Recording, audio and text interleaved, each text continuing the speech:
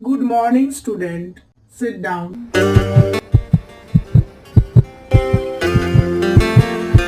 তো এখন আমি নাম্বারেশন করব।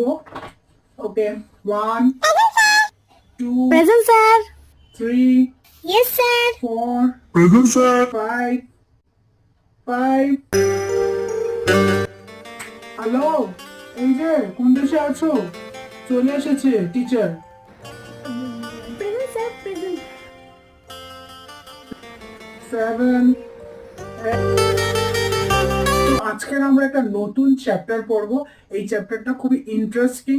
তো চ্যাপ্টারটার নাম হচ্ছে পাবলিক পলিসি, বাংলা মানে হচ্ছে জননীতি। তো পাবলিক পলিসি কাকে বলে কেউ বলতে পারবে?